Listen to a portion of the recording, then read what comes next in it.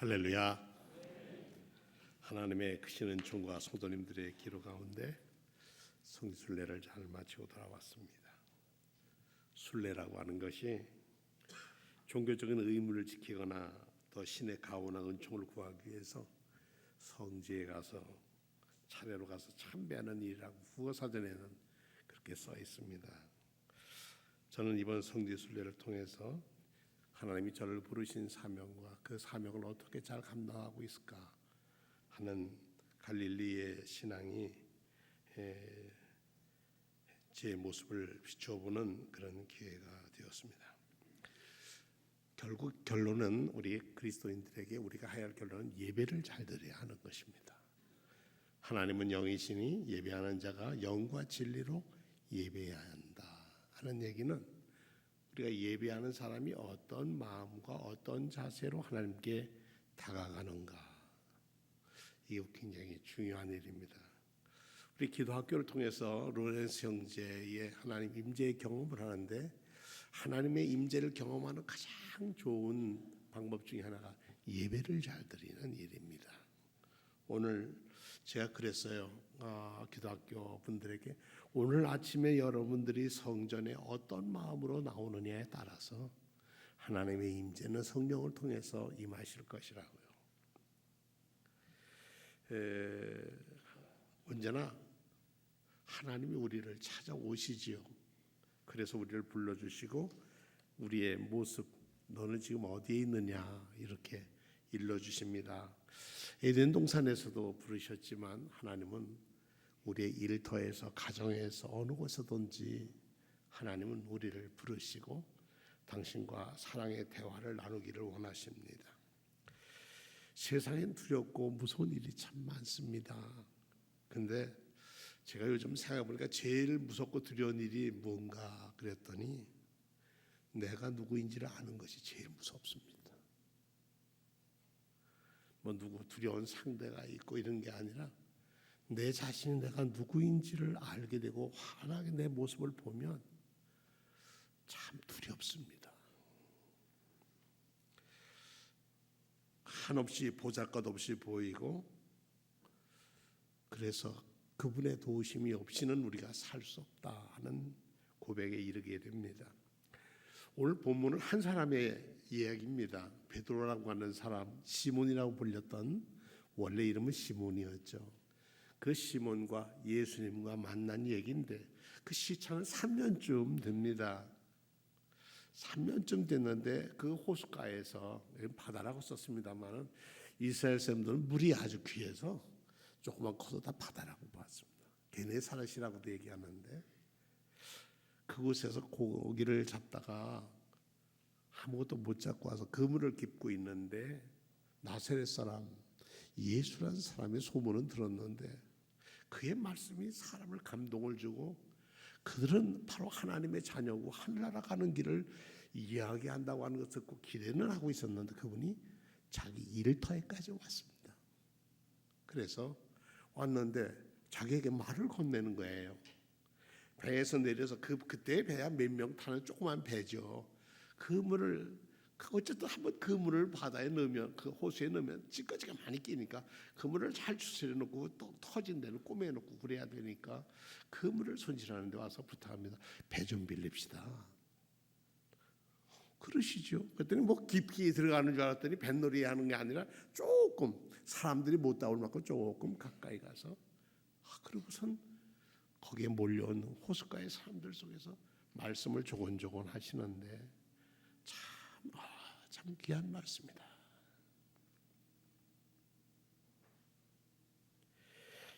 그때 만난 예수님, 그리고 그가 죽은 후에 만난 예수님, 이 두 만남 속에 있는 두려움과 그 두려움이 어떻게 신앙으로 성화될 수 있겠는가 하는 얘기를 드리려고 합니다. 예나 지금이나 직장이나 정치나 사회나 국가나 세계나 모두 새로워지고 변화해야 된다는 얘기를 잘합니다. 개혁과 변화, 거기에는 누구도 예외는 없다 이런 얘기도 하는데 그것을 사명으로 믿고 또 그래야만 살 거라고 삽니다. 근데 이런 사람들에게 죄와 악의 문제는 남과 집단의 구조적인 문제로 처리하라고 합니다. 그래서 자기가 잘못했다는 생각보다는 누구에게 탓을 찾을 건가, 그 문제를 찾아내는데 자기는 거기에 빠집니다.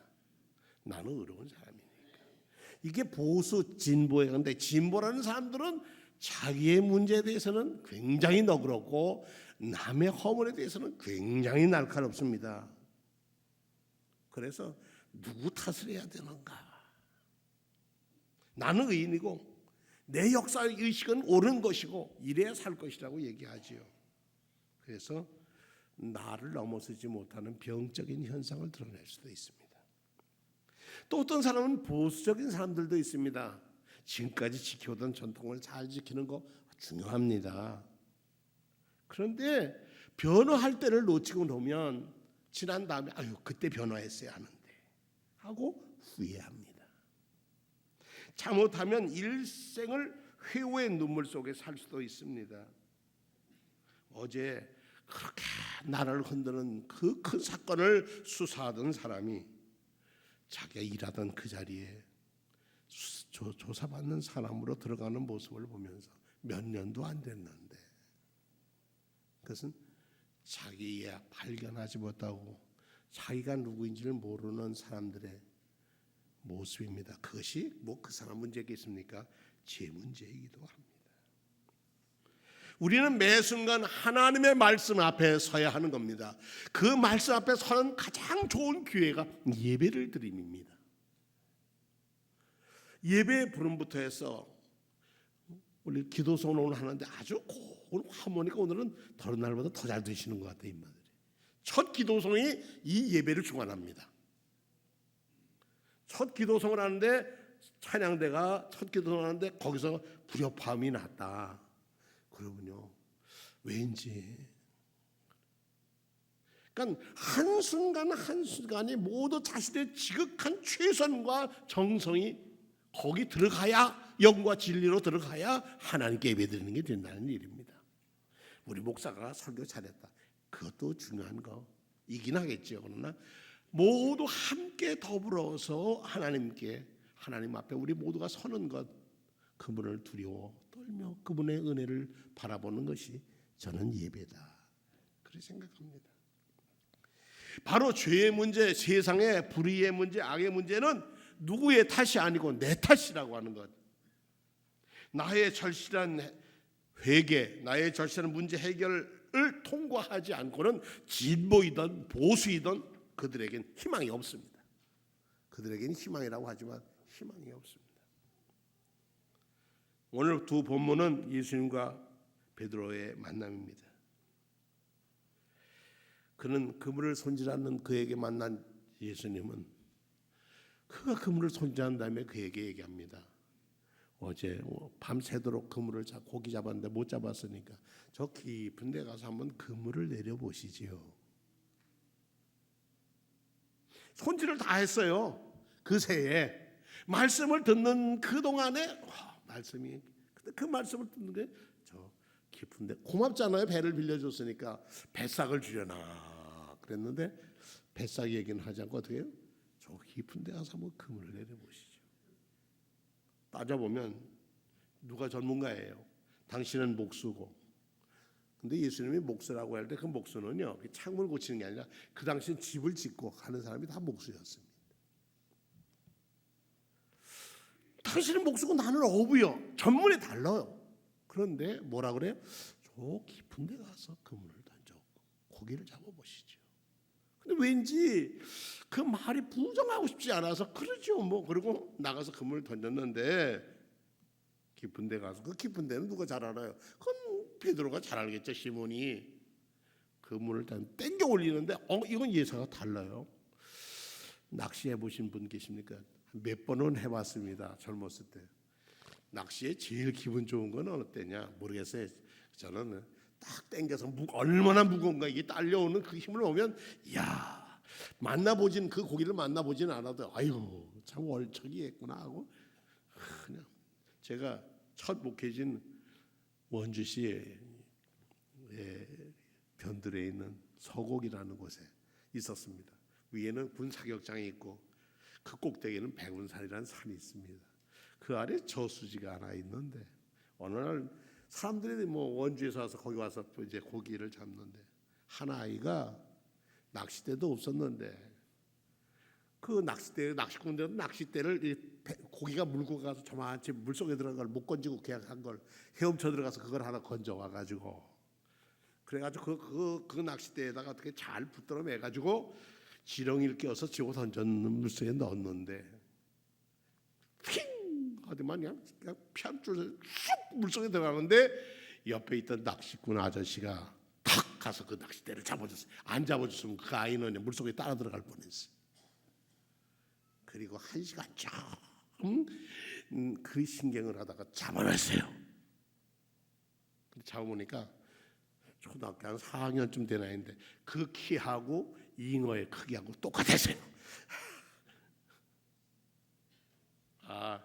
이 아저씨가요 뒤에 가더만 칡을 끊어다가 아가미에 딱 끼워서 아이 등어리에 탁 얹으면 가라 가져가라 이거 네 거다.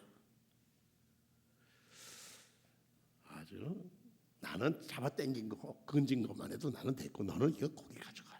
네가 잡은 거다. 그날 시몬이 그날 잡은 고기는 그 정도가 아니라 끌어올릴 수가 없어. 얼마나 불렀는지. 그래서 옆에 있는 배를 불렀으면 친구들하고 부르니까 왜 그러냐고 쫓아 들어가니까 너무 많아. 그랬더니 얼마큼 잡혔더라고요? 2배가 잠기게 됐더라는 거예요. 근데 그물도 안 터졌어요.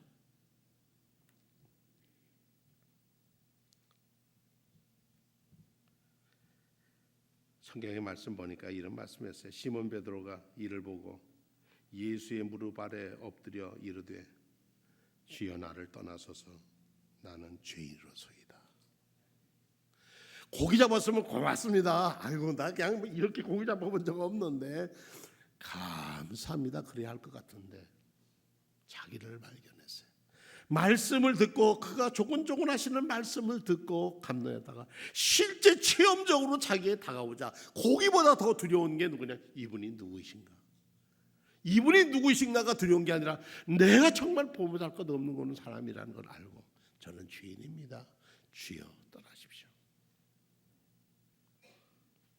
그런데 이것은 자기 혼자 사건이 아니에요. 옆에 배에 탔던 다 모든 사람들이 다 본 거예요. 증인이 다 있어요. 자기를 발견한 순간 자기의 두려움에 빠졌습니다.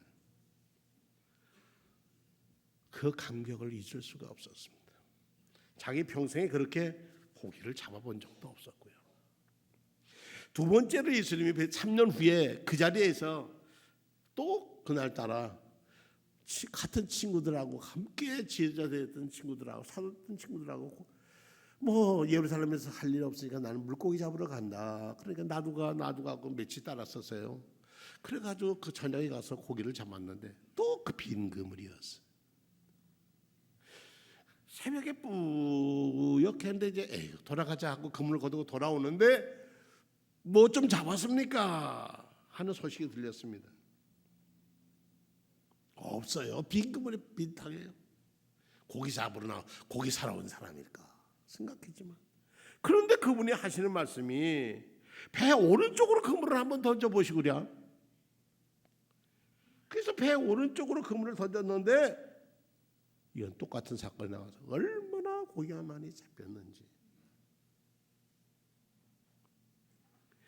그 예수님의 사랑받던 제자 시몬이 한 얘기 딱 주님이시다. 그 말 듣고 겉옷을 걸쳐 입고 물속에 뛰어들어서 그리고 주님 앞에 나와서 무릎을 꿇습니다.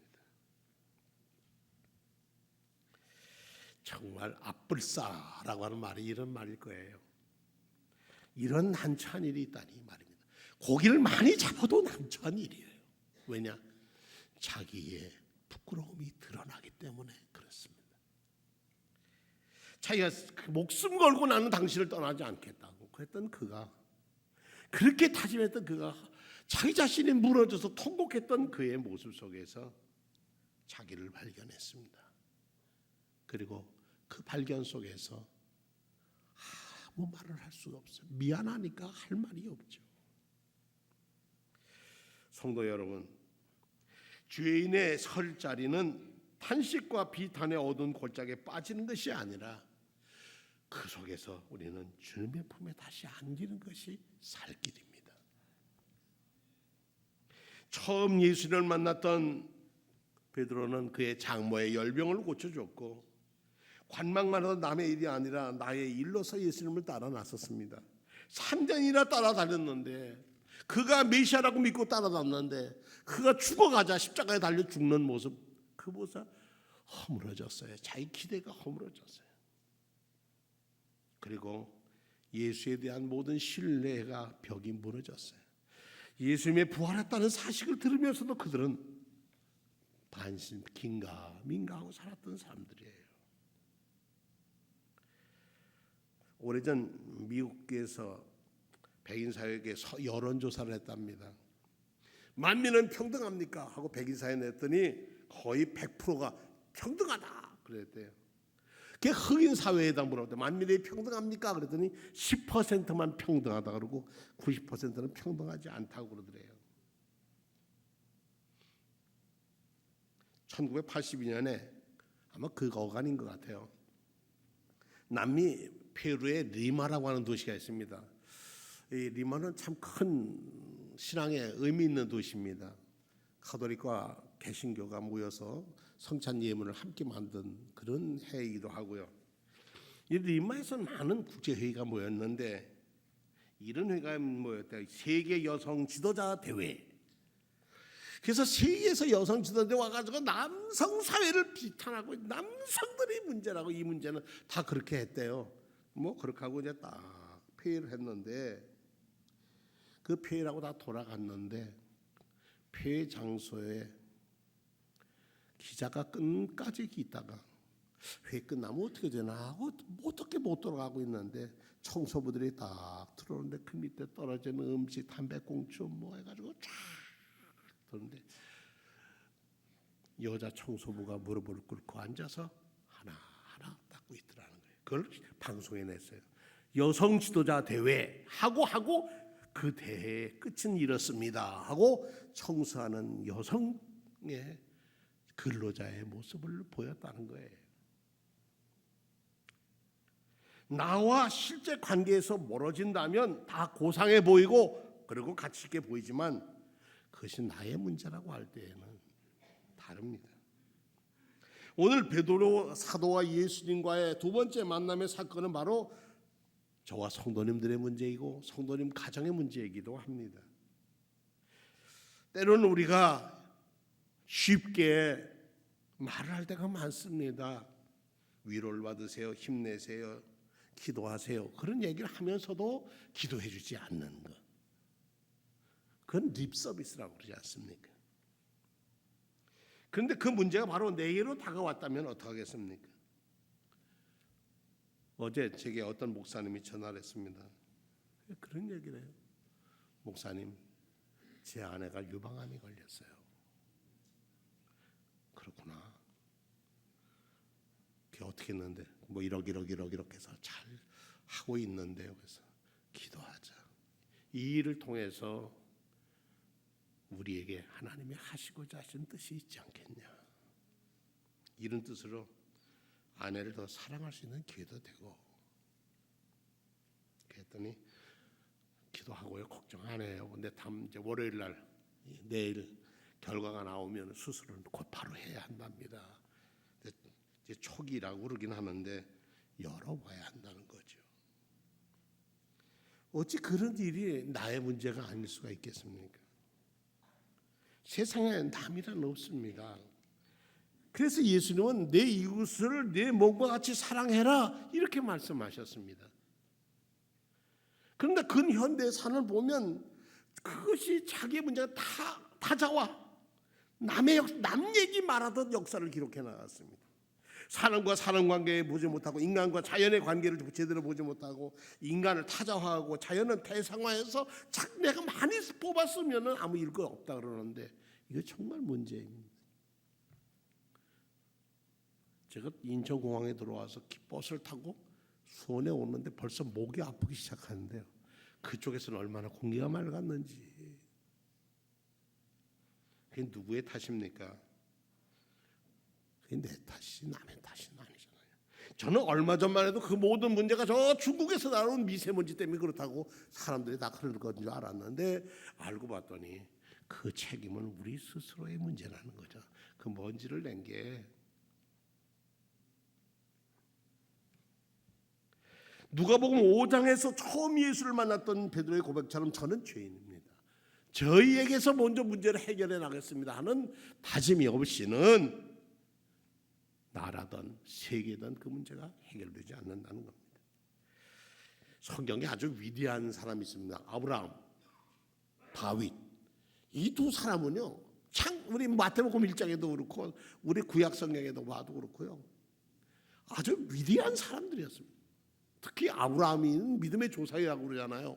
그리고 다윗은 뭐라고 그래요? 하나님 마음에 꼭 들었던 사람이라고 하잖아요. 근데 그 사람이 잘못도 해요. 그래서 남의 아내를 빼앗았다가 그 남편까지 죽이고 아주 부끄러운 스캔들을 냅니다. 하나님께서 다윗을 사랑하셨어요. 그래서 그냥 놔두면 안 되겠다 싶어서 나단이라는 선지자를 다윗에게 보냅니다. 사무엘하 12장에 뭐 그런 얘기가 나옵니다. 그가 다윗에게 가서 얘기를 합니다. 아우, 저 이런 일이 있어요. 세상에. 무슨 일이요? 선지자님. 어떤 가난한 사람이 있었어요. 그리고 그 옆집에는 부자가 있었는데 소와 양이 많았는데 그 가난한 집에는 새끼 양 한 마리밖에, 암양 한 마리밖에 없었는데 얼마나 이뻐했는지 가족처럼 잘 지켰어요. 그런데 이 부잣집에 이 가난한 집에 빚진 게 있었던가 뭐. 근데 자기 집에 손님이 오니까 자기 양 아깝다고 너 빚 갚어 하면서 정말 가족처럼 돌던 그 양 잡아서 먹였어요. 예의 못쓸 놈 같아요. 내가 여호와의 살아계심을 두고 맹세하노니 이 일을 행한 자는 마땅히 죽을지라. 그런 놈들을 죽여야 돼. 다윗의 얘기예요. 그가 불쌍히 여기지 않고 이런 내가서 그 양의 새끼의 4배를 갚아야 돼. 그런데 12절에 보니까 나단이 다윗에게 이르되 당신이 그 사람이라. 이스라엘 하나님 여호와께서 이와 같이 이르시기를 내가 너를 이스라엘 왕으로 기름 붓기 위하여 너를 사울의 손에서 구원하고 내 주인의 집을 내게 주고 내 주인의 아내들을 내 품에 두고 이스라엘과 유다와 족속으로 내게 맡겼느니라. 만일 그것이 부족했더라면 더 줬을 거다. 근데 너는 어찌하여서 우리 아내 바세바를 했냐. 내가 불의해서 낳은 아이는 죽을 거다. 네가 그렇게 네가 남들 모르게 했지만 내 자식들이 백주에 너는 이런 아주 끔찍한 일을 너는 당할 거야. 그런데 여기에 다윗의 자세가 다윗이 나단에게 이르되 내가 여호와께 죄를 범하였노라 하며 이 고백이 있었다는 얘기죠. 제가 잘못했습니다. 제가 죄를 지었습니다. 부끄러운 일은 모두 은밀하게 이루어지지만 그 결과는 얼마 가지 않아서 백일하에 다 드러납니다. 하나님 마음에 합한 왕 다윗이 이러했다면 우리는 하나님 앞에 숨겨진 우리의 부끄러움이 얼마나 많았겠습니까? 40여 년 목회를 하면서 하나님 앞에서 바로 쓴다고 생각을 하고 살았는데 순례하면서 제 자신의 모습을 들어보니 부끄러운 것뿐이었습니다. 성도들이 좀 어려울 때마다 사람의 마음을 지키는 것이 생명을 나는 거라고 얘기하면서 저는 마음을 지키지 못할 때도 있었습니다. 순례라고 돌아오는 제 결론의 제 모습은 저는 죄인입니다 라고 하는 대접밖에 없었습니다. 죄인이라는 의식이 믿음으로 구원으로 인도하는 회개를 낳게 되고 거룩한 성화의 삶을 우리를 부르신 하나님의 뜻을 이루는 축복의 장으로 우리를 이끌어 주십니다. 김석균이라고 하는 사람이 만든 복음성가 중에 이런 게 있었습니다.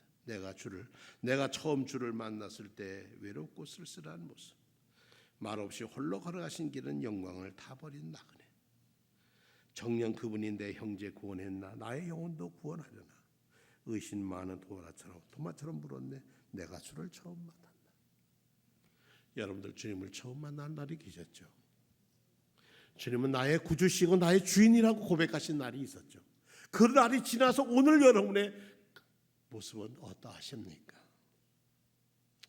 두렵고 떨림으로 나를 떠나서서 저는 죄인입니다라고 하는 정말 두려움에서 이에서 벗어나올 수 없을 때 예수님은 십자가 지시기까지 하시면서 그분이 새벽 미문의 갈릴리 호수에 다시 찾아와서 내가 나를 사랑하느냐 다시 사랑할 기회를 주신 그 은혜를 생각한다면 우리의 삶은 변화가 될 수밖에 없지 않겠습니까?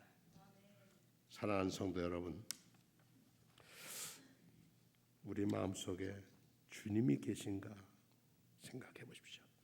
조금 길어졌습니다. 설교가 한 3분만 더 하겠습니다. 하나님을 잘 섬기고 마음에 들었던 히스기야라는 왕이 있었습니다. 근데 그 사람이 병이 들었는데 선지자 아모스의 아들 이사야가 와서 한다는 얘기가 선지자는 하나님과 통하니까 유언장을 써 집 정리하셔. 이젠 더 못 살 거예요. 이러는 거예요. 세상에 축복해줘도 모자랄 텐데 하나님의 편에 섰던 이사야 선지자가 히스기야 보고 당신 집살림 정리해. 떠날 준비해. 이제 죽을 때가 됐어. 너무 기가 막혀가지고 히스기야가 벽을 향해서 아무도 바로 벽을 향해서 통곡을 합니다. 여호와께 기도하여 이르기를 여호와여 구하오니 내가 진실과 전심으로 주를 주 앞에 행하며 주의 보시기에 선하게 행한 것을 기억하옵소서 하고 히스기야가 펑펑 울었어. 하나님 앞에서 펑펑 울었어. 사람을 웃지 않고. 이사야 선지자가 말을 전하고 나오는데 마음이 편했겠습니까? 당신 죽을 거요. 이제 얼마 못 사니까 집 정리하고 유언장 쓰셔 그러고 왔는데 성 밖을 나가기 전에 하나님의 영이 야 이사야 뒤돌아. 예? 히스기야한테 다시 가. 왜요? 가서 내 말을 전해라. 여호와의 말씀이 내가 네 기도를 들었고 따라합시다. 내가 네 기도를 들었고 네 눈물을 보았노라. 할렐루야. 내가 네 기도를 들었고 네 눈물을 보았다. 내가 너를 낫게 하리니 네가 3일 만에 성전에 올라갈 거다. 하나님 뵈러 가는 게 첫걸음이야. 내가 지금 아픈 건 3일은 가야 돼. 3일 만에 어디로? 하나님의 전에 나갈 것이다. 나를 내가 15년을 더 살게 해주마. 구체적인 생명까지 연장을 받았습니다. 내가 네 눈물을 보았고 네 기도를 들었다. 저와 온 성도님들이 이런 눈물의 기도가 우리 교회를 살리는 것뿐만이 아니라 여러분 자신, 성도님들 자신을 살 길입니다. 나를 사랑하는 자들이 나의 사랑을 입으며 나를 간절히 찾는 자가 나를 만날 것이라. 부귀가 내가 있고 장구한 재물과 공의도 그러하니라. 내 열매는 금이나 정금보다 나으며 내 소득은 수는보다 나으니라. 잠언 8장의 말씀처럼 여러분 주님을 사랑하고 이웃을 사랑함 속에서 하나님의 영광의 자리에 두려움이 변해서 그 두려움이 변하여 내 노래 되었고 전달의 한숨이 변하여 찬송과 기쁨이 되었다고 하는 고백처럼 삶의 기쁨과 감사가 넘치기를 축원합니다. 다 같이 신앙 고백합니다.